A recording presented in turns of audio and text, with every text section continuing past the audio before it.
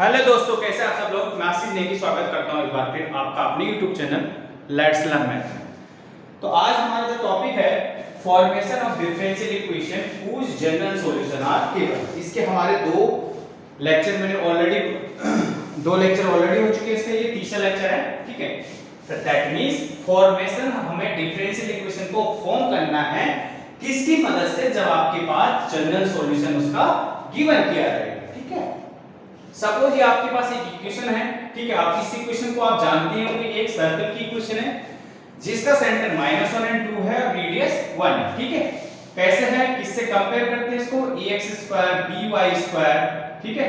ये मान लो -2fx और -2hy इस टाइप से, है ना। और सपोज c = 0, तो यहां से जो आपका f और यहां से f, हाँ f और जो हमारे पास h होता था वो क्या होता था, इसका सेंटर, ठीक है। और r इसकी रेडियस होती थी, है ना, ठीक है। तो ये हम सर्कल नहीं पढ़ रहे, बेसिकली आप इसको जानते ही होंगे, ठीक है। तो हमें यहाँ पे जो मेन मकसद क्या है, जो आपका सॉल्यूशन गिवन रहेगा उसकी हेल्प से हमें डिफरेंशियल इक्वेशन को फॉर्म करना है, ठीक है। चलिए कैसे करते हैं हम इसको, चलो देखना। मैंने जो इक्वेशन फर्स्ट को डिफरेंशिएट कर दिया, इक्वेशन फर्स्ट को डिफरेंशिएट कर दिया, differentiate with respect to x। तो यहां से क्या हो जाएगा आपका 2x, यहां से 2y dy/dx, ये प्लस का 2 हो जाएगा, ठीक है। और ये हो जाएगा आपका 4 dy/dx और इक्वल्स टू कांस्टेंट का तो 0, दैट मींस ये हो जाएगा सिंपल, ठीक है। तो एक चीज देखना, यहां से आपके पास जब ये हो जाएगा तो इसके बाद आपको क्या करना है, तो अब आपको यहां से देखना कि dy का ग्रुप बन रहा, तो यानी कि dy/dx आपने कॉमन लिया, तो यहां से बच गया आपका 2y - 4, ठीक है। और बाकी ये दूसरी साइड ले जाओ, ठीक है। तो दैट मींस -2x और -2, ठीक है। देखो 2 सबसे कॉमन आना, तो ये तो बच गया y - 2 dy/dx इक्वल्स टू, यहां से -2 कॉमन लिया तो x + 1, ठीक है। 2 से 2 कैंसिल हो जाएगा आपका, यहां 2 कॉमन आना था, ठीक है। तो that means dy/dx equals to -x + 1 upon y - 2। तो दैट मींस -x + 1 अपॉन, यहां से भी मैंने माइनस कॉमन लिया तो आपका हो गया ये 2 - y। तो ये माइनस से माइनस कैंसिल, तो आपका हो गया x + 1 अपॉन 2 - y। तो ये आपका डिफरेंशियल इक्वेशन फॉर्म हो गया with the help of solution, ठीक है। तो आपको कुछ ना कुछ यहां से भी आपको क्लियर होगा कि किस टाइप से आपका डिफरेंशियल इक्वेशन ये होगा, ठीक है। तो यानी कि अभी और हम और इस पे कुछ क्वेश्चन करते हैं, फिर इससे एक रिजल्ट निकालते हैं, ठीक है। चलिए आगे देखते हैं। अब चलिए अब एक और इक्वेशन देखना आपका, मैंने बोल दिया लेट x² + y² = r², ठीक है। अब ये भी बेसिकली सर्कल की इक्वेशन है जिसके सेंटर आपके 0 0 होते हैं और जो रेडियस होती है आपकी इसमें क्या होती है, r होती है, ठीक है। अब देखना, मैंने जो ये इक्वेशन है इसको बोल दिया ये फैमिली ऑफ किसका है, किसका फैमिली ऑफ कर्व है, किसका, सर्कल्स का, ठीक है। क्यों, क्योंकि एक फैमिली को रिप्रेजेंट कर रहा है, ठीक है। सपोज मैंने अगर r = 1 रख दिया तो आपकी जो ये कर्व हो जाएगा x² + y² = 1। अगर आप r = मैंने 2 रख दिया तो ये x² + y² + 2 का स्क्वायर यानी कि 4, ठीक है। तो यानी यहां से r की वैल्यू अगर आप गिवन करते जाओगे तो अलग-अलग आपके पास इक्वेशन मिलेगी सर्कल की, ठीक है। तो बेसिकली जो ये हमने ले लिया ये बेसिकली क्या हो गया, बेसिकली क्या हो गया, ये फैमिली ऑफ कर्व, ठीक है, फैमिली ऑफ कर्व हो गया, ठीक है। तो यानी कि जो कि इस पूरी इंटायर फैमिली को रिप्रेजेंट कर रहा है, ठीक है। जैसे r = 1 के लिए हमारे पास ये इक्वेशन थी उसकी, उसका सर्कल ये है, r = 2 के लिए ये था, ठीक है, r = 3 के लिए सपोज ये था, ठीक है।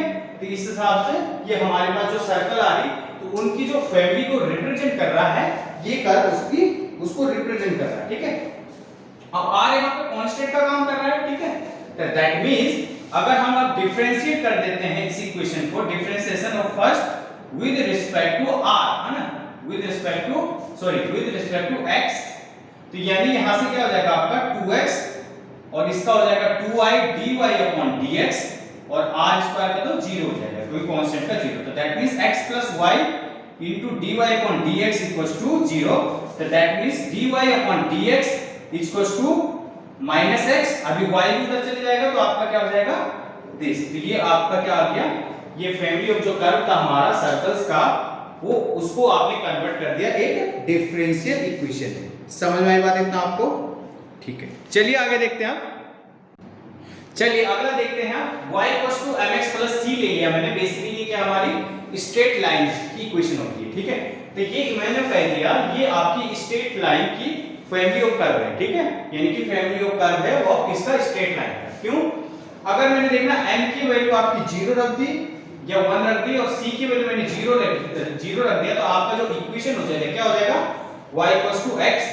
इसी टाइप से अगर m की वैल्यू मैंने स्क्वायर रूट 3 रख दी और c की वैल्यू अगर 0 रख दी, तो y की वैल्यू जो आपकी हो जाएगी स्क्वायर रूट 3 into x, ठीक है। तो ये बेसिकली आपकी क्या आ गए, डिफरेंट अगर हम m एंड c की वैल्यू रखते जाएंगे तो, ठीक है। तो that means y equals to mx plus c हमारा क्या हो जाएगा, फैमिली ऑफ कर्व ऑफ किसका, स्ट्रेट लाइंस का, ठीक है। ये आपकी बुक में भी दिया है, ठीक है। m एंड c की उसने जब डिफरेंट वैल्यू रखी तो ये आपके पास अलग अलग इक्वेशन आए, किसकी, स्ट्रेट लाइंस की। समझ में आई बात, ठीक है। चलिए आगे देखते हैं आप। अब हमने इसको डिफरेंशिएट किया, किसको, इक्वेशन फर्स्ट को डिफरेंशिएट किया, तो यानी कि dy upon dx आपका आ गया m। अगर दोबारा डिफरेंशिएट किया तो यानी कि d square y upon dx square आपका क्या आ गया, 0। तो दैट मींस ये जो हमारी जो छठवीं इक्वेशन या हमारी जो सेकंड इक्वेशन है, ये हमारी क्या हो जाएगी, डिफरेंशियल इक्वेशन फॉर, अगर आपके पास गिवन दिया था फैमिली ऑफ कर्व ऑफ किसका, स्ट्रेट लाइंस का, ठीक है। तो इस हिसाब से आपने, अगर आपको फैमिली ऑफ कर्व गिवन दिया रहेगा, ठीक है, यानी कि जो सॉल्यूशन है, तो आपको उसकी हेल्प से आपको क्या करना है, सॉल्यूशन निकालना, ठीक है। चलिए आगे देखते हैं, रिजल्ट्स की कुछ बात करते हैं कि आपको देखो कितनी बार डिफरेंशिएट करना है, वो भी हम अभी रिजल्ट निकालेंगे, ठीक है। उससे आप क्या कर सकते हो, इजीली अगर आपके पास सॉल्यूशन दिया रहेगा तो आप उसमें बिना कंफ्यूज हुए बता सकते हो कि आपको कितनी बार इसको डिफरेंशिएट करके हमें डिफरेंशियल इक्वेशन मिल जाएगा, ठीक है। चलिए आगे देखते हैं आप, procedure to form a differential equation. क्या प्रोसीजर है डिफरेंशियल इक्वेशन का फॉर्म करने का, अगर आपके पास that will represent a given family of curve, कि मतलब आपके पास ऐसा क्या प्रोसीजर है कि डिफरेंशियल इक्वेशन फॉर्म करने का, अगर आपके पास रिप्रेजेंट किया है, यानी कि गिवन किया है फैमिली ऑफ कर्व, ठीक है। चलिए सपोज मैंने मान लिया पहले केस में, अगर इफ आपके पास गिवन है फैमिली f1 ऑफ कर्व का, जो कि डिपेंड्स कर रहा है ओनली वन पैरामीटर, मतलब सिर्फ वो एक ही पैरामीटर पे डिपेंड कर रहा है, ठीक है। तो दैट इज किस टाइप की फैमिली है, मैंने कहा f1 x, उसमें क्या है आपका independent variable, y dependent variable और a उसमें पैरामीटर है, इक्वल्स टू 0, इक्वेशन फर्स्ट, ठीक है। अब मैंने कर दिया differentiate equation first with respect to x। पहली जो इक्वेशन है इसको डिफरेंशिएट कर दिया with respect to x, involving, अब जब डिफरेंशिएट करोगे आप इक्वेशन फर्स्ट को, तो उसमें किस टाइप से आपके पास क्या आ जाएगा, एक y डैश और x का आ जाएगा, है ना। यानी कि dy अपॉन ds का टर्म ऐड हो जाएगा, है ना। y x और a तो रहेगा, ठीक है। तो दैट इज वो किस टाइप से आपका क्या हो जाएगा, g, सपोज आपने g मान दिया, उसको जब डिफरेंशिएट कर दिया x y y डैश और a इस टाइप से दिख जाएगा, आपने उसको इक्वेशन 2 मान दिया, ठीक है। अब आपका क्या काम रहेगा, जो आपका पैरामीटर था उसको एलिमिनेट करना होता है ना। तो ये एलिमिनेट करोगे आप a, जो कि पैरामीटर था आपका फ्रॉम फर्स्ट एंड सेकंड से, तो जब आप एलिमिनेट कर दोगे तो आपके पास जो रिक्वायर्ड इक्वेशन, आपके पास रिक्वायर्ड डिफरेंशियल इक्वेशन आपको मिल जाएगी, ठीक है। तो यानी कि यहां से क्या हो जाएगा, किस टाइप से, हमने उसको f मान लिया, x y and y dash इसमें सिर्फ बचेगा। समझ में आई बात आपको, ठीक है। तो यानी कि यहां से आपने क्या देखा, थोड़ी बहुत अगर आप विजुअलाइज कर रहे होंगे या ऑब्जर्वेशन कर रहे होंगे कि अगर यहाँ पैरामीटर एक था, हमने एक ही बार इसको क्या किया, डिफरेंशिएट किया, ठीक है। आइए अब समझते हैं सेकंड केस इसका क्या है। केस भी है इसका, अगर आपके पास एक गिवन फैमिली ऑफ कर्व दिया है, सपोज आपने f2 मान लिया, उसको डिपेंड कर रहा है पैरामीटर जो कि a एंड b है, ठीक है, यानी कि दो पैरामीटर है, ठीक है। तो यानी that is f2 x y ab 0, x आपका independent variable, y dependent and a भी आपके दो पैरामीटर दिए हैं। अब आपने डिफरेंशिएट कर दिया इक्वेशन फर्स्ट को विद रिस्पेक्ट टू x, तो उसमें क्या क्या इन्वॉल्व हो जाएंगे आपके y dash y x a and b, ठीक है। तो दैट इज आपका किस टाइप से दिखेगा?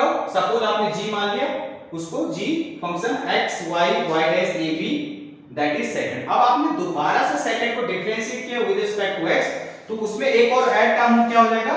y डबल डैश, यानी कि d square y upon dx square का टर्म ऐड हो जाएगा। तो दैट मींस ये हो जाएगा, उसको आपने x से रिप्रेजेंट करते हैं, उसको इक्वेशन थर्ड मान लिया। अब आपका एलिमिनेट, जैसे केस 1 में क्या था, एलिमिनेट जो पैरामीटर था उसमें सिंपल एक ही था, तो उसको एलिमिनेट किया दोनों इक्वेशन के हेल्प से।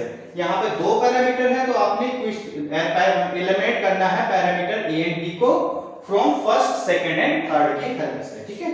तो आपको उसके अकॉर्डिंग आपको रिक्वायर्ड डिफरेंशियल इक्वेशन मिल जाएगी, जो कि सेकंड ऑर्डर के। अच्छा एक सेकंड, ये नहीं रहेगा, है ना, ये पैरामीटर तो हट जाएंगे हमारे, तो यानी कि जो आपके पास रिक्वायर्ड डिफरेंशियल इक्वेशन होगा उसमें किस टाइप के टर्म हो सकते हैं? x y y y dash and y double dash, ठीक है। तो आपने यहां से एक चीज विजुअलाइज किया होगा या ऑब्जर्वेशन किया होगा कि जब आपने केस 1 या केस 2 में, या जो हमने इससे पहले एग्जांपल्स दिए थे, उसमें आप कितनी बार डिफरेंशिएट कर रहे हैं उस चीज को कि जितने उसमें पैरामीटर हो रहे हैं या आर्बिट्ररी कांस्टेंट हो रहे हैं, ठीक है। तो यानी कि जो आप जितनी बार आप डिफरेंशिएट करते हो उसको, आपके पास उतने ही ऑर्डर का डिफरेंशियल इक्वेशन मिल जाता है, ठीक है। जैसे हमने केस 1 में एक बार उसको डिफरेंशिएट किया था, तो आपके पास जो डिफरेंशियल इक्वेशन मिला था वो कितने ऑर्डर का मिला था? सिंगल ऑर्डर का ना। यहाँ पे दो बार डिफरेंशिएट किया क्योंकि यहाँ पे दो पैरामीटर थे, तो यानी कि आपके पास टू ऑर्डर का डिफरेंशियल इक्वेशन मिल गया। तो यानी रिजल्ट क्या निकला यहाँ से आपके पास कि अगर order of differential equation is equals to number of parameter present in given family of curve. समझ में आई बात आपको? तो आप ये नोट लिख लीजिए एक बार। तो यहां से नोट क्या आ गया आपका कि ऑर्डर ऑफ जो डिफरेंशियल इक्वेशन होगा क्या होगा आपके पास? नंबर ऑफ आर्बिट्ररी कांस्टेंट जो कि प्रेजेंट है इन द इक्वेशन, जो कि किसके कोरोस्पोंडिंग है? Corresponding to the family of curve. समझ में आई बात?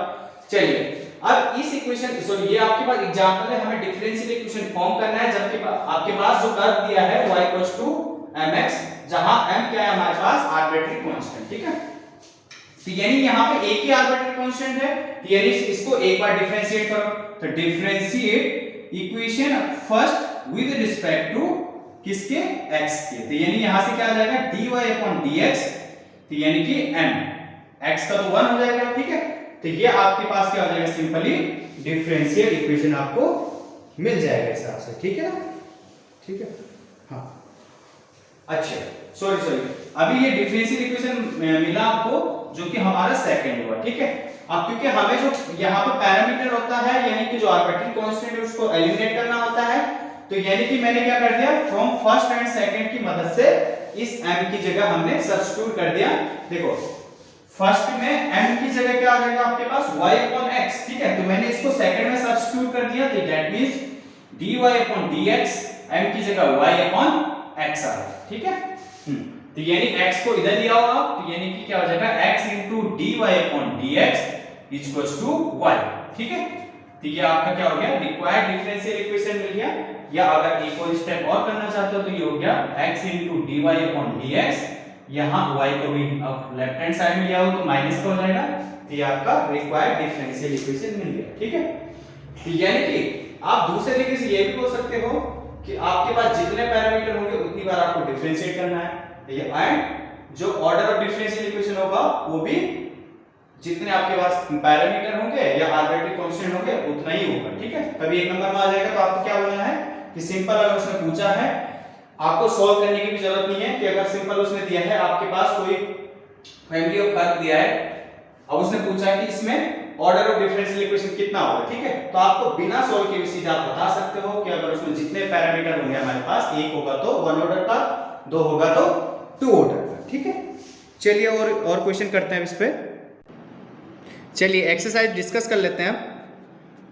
Exercise 1 to 5 from a differential equation represent the given family of curve by eliminating arbitrary constant A and B. मतलब हमें डिफरेंशियल इक्वेशन फॉर्म करना है with the help of this family of curve, जबकि उसके पास गिवन क्या किया है? Arbitrary constant A and B, ठीक है।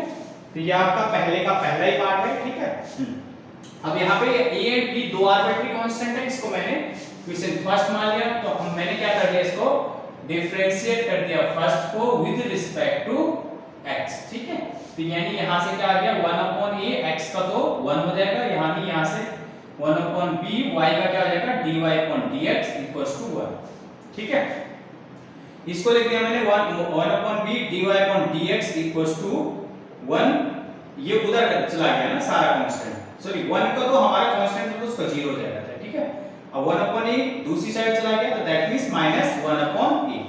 अब हमारे पास इक्वेशन 2 हो गया, क्योंकि यहाँ दो आर्बिट्ररी कांस्टेंट है, इसका मतलब हम इसको दो बार डिफरेंशिएट करना होगा, ठीक है। तो यानी डिफरेंशिएट कर दिया 2 को अगेन विद रिस्पेक्ट टू किसमें x में, ठीक है। तो यानी 1/b तो आपका कांस्टेंट है, ये आपका क्या हो जाएगा d2/dx² ये पूरा कांस्टेंट टर्म है, तो ये तो आपका सिंपल 0 हो गया, ठीक है। अब d2y/dx² = 1/b दूसरी साइड गया तो वो भी 0 हो गया, ठीक है। तो सिंपल आपका ये आ गया, ये आपका क्या आ गया डिफरेंशियल इक्वेशन हमें मिल गया, ठीक है। ठीक है, अब देखना एक चीज, यहां पर पहले ही हमें जब हमने दूसरी बार डिफरेंशिएट किया तो विदाउट एलिमिनेट किए हुए हमें डिफरेंशियल इक्वेशन मिल गया, जिसमें हमारे पास आर्बिट्ररी कांस्टेंट नहीं है। मतलब हमने जैसे हमने इक्वेशन थर्ड निकाल के फिर उसको रीअरेंज नहीं करना पड़ा, क्योंकि यहां पहले ही जस्ट एलिमिनेट डिफरेंशिएट ही करते हुए ही सीधे एलिमिनेट हो गए, ठीक है। तो इसी अकॉर्डिंग आपको इस टाइप के ये क्वेश्चन करने हैं, ठीक है। चलिए आगे देखते हैं। चलिए पांचवा क्वेश्चन कर लेते हैं, ठीक है। ये हमारे पास इक्वेशन दे रखा है, इसमें भी आपके पास a एंड b आपके पास दो आर्बिट्ररी कांस्टेंट है। तो आप क्या करते हो, पहले डिफरेंशिएट करते हो फर्स्ट को विद रिस्पेक्ट टू x, ठीक है। तो यानी यहां से क्या आ जाएगा आपका dy/dx = देखो यहां पे मैंने इसको फर्स्ट टर्म ले लिया, इसको पूरे को सेकंड, ठीक है। तो क्या होता है first term into second term का differentiation, first term as it is, second term का जो डिफरेंशिएट यानी कि a इनटू cos x का क्या हो जाएगा -sin x plus b into sin x का cos x, ठीक है। अब की बार पहले वाले का होगा, सेकंड वाला एज इट इज, पहले वाले का e⁻x का डिफरेंशिएशन सेम, यानी कि a cos x plus b sin x ये एज इट इज आपका रहेगा, ठीक है। चलिए आगे देखते हैं। अब आपने इसको क्या मान लिया, सेकंड इक्वेशन मान लिया, ठीक है। सेकंड इक्वेशन मान लिया इसको आपने, ठीक है। ये एक बार आप इसको रीअरेंज भी कर सकते हो, ठीक है, रीअरेंज भी कर सकते हो, ठीक है। चलो आगे देखते हैं, ठीक है। e⁻x यानी इसको आपने जब ओपन किया, ठीक है, देखो e⁻ दोनों में कॉमन आया x, ठीक है। तो अंदर ले गया मैं इसको sin x, तो यानी कि क्या हो गया ये b minus a sin x इस टाइप से हो गया, यहां से a plus b into cos x, ठीक है। इसको आपने सेकंड मान लिया, ठीक है, कुछ थोड़ा छोटा सा हो गया, ठीक है।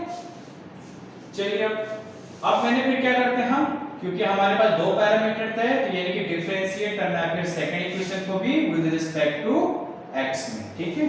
तो यानी कि यहां d2y/dx², जब इसको हमने इसको फर्स्ट का माना, इसका किया, तो ये तो आपका एज इट इज कांस्टेंट है, sin x का हो जाएगा cos x प्लस ये सॉरी ये भी माइनस हो जाएगा क्योंकि cos x का माइनस sin x, ठीक है।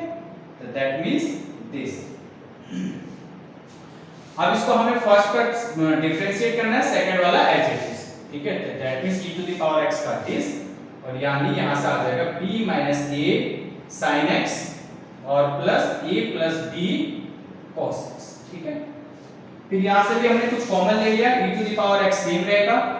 अब देखना cos x के साथ क्या क्या आ जाएगा, एक तो b minus a आ जाएगा और वहां से a plus b, क्लियर है इतनी बात। और cos x यहां से आपका क्या आ जाएगा माइनस, या प्लस में ले लो तो अंदर माइनस चला जाएगा, ठीक है। और b के sin x का यहां से प्लस b minus a और sin x, ठीक है। यानी यहां से देखना, यहां से देखा हमने e⁻x, इससे देखना माइनस a से a कैंसिल, तो ये 2b cos x, यहां से माइनस b से प्लस b कैंसिल, तो माइनस 2a है ना, माइनस 2a sin x, ठीक है।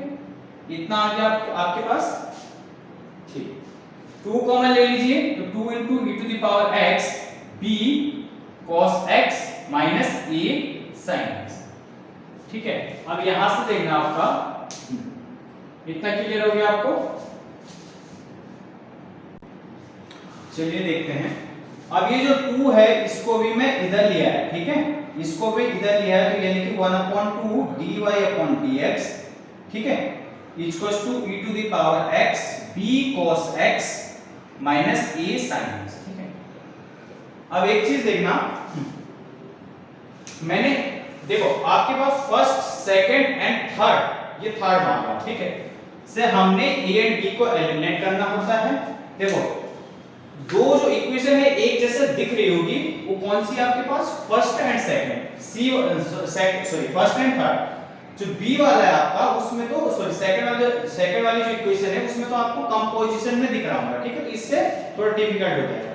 तो देखना मैंने क्या करते हैं यहां से equation first plus equation third कर दिया मैंने, ठीक है, equation first plus equation third अगर मैंने यहां से कर दिया, ठीक है, तो यहां से हो जाएगा y plus y double dash को, ये d स्क्वायर है ना, इसको मैंने y डबल डैश लिख लिया, ठीक है, y double dash by 2 equals to, जब देखो यहां से इसको जब हमने माइनस किया तो एक चीज देखना आपका, ठीक है, प्लस किया सॉरी, ठीक है, ये वाला तो आपका सेम रहेगा, ठीक है, e टू द पावर, एक चीज देखना, e to the power cos x a cos x, ठीक है, और plus e to the power b sin x, और जब हम प्लस कर रहे हैं तो e to the power b cos x और प्लस सॉरी माइनस है e to the power x a sin x, ठीक है, क्योंकि हम प्लस कर रहे हैं तो यानी यहां से क्या आ जाएगा a प्लस b, ठीक है, e to the power x अपनी जगह है, cos x, ठीक है, यानी यहां से plus b minus a sin x, ठीक है, e to the power x मैंने बाहर लिया, तो that means e to the power x यानी यहां से a plus b cos x और plus b minus a sin x, ठीक है। अब देखना एक चीज, सेकंड इक्वेशन देखना, ये इसका RHS और इसका RHS, सेकंड इक्वेशन का RHS एक जैसे दिख रहा, a plus b into cos x और b minus a into sin x, ठीक है, तो यानी कि ये क्या हो जाएगा आपका इक्वेशन सेकंड से dy upon dx, that means y dash. तो आपकी जो रिक्वायर्ड डिफरेंशियल इक्वेशन क्या हो जाएगी, y प्लस, या सही फॉर्म में लिख लो इसको, y double dash by 2 minus y dash plus y equals to 0, required differential equation, ठीक है। तो इस अकॉर्डिंग आपको ये क्वेश्चन करना है, ठीक है। चलिए आगे देखते हैं अब। तो फिर आज की क्लास में इतना ही करते हैं, फिर ये जो आगे के इसके क्वेश्चन है वो नेक्स्ट क्लास में आपको करवा दिए जाएंगे, ठीक है। चलिए मिलते हैं फिर नेक्स्ट क्लास में।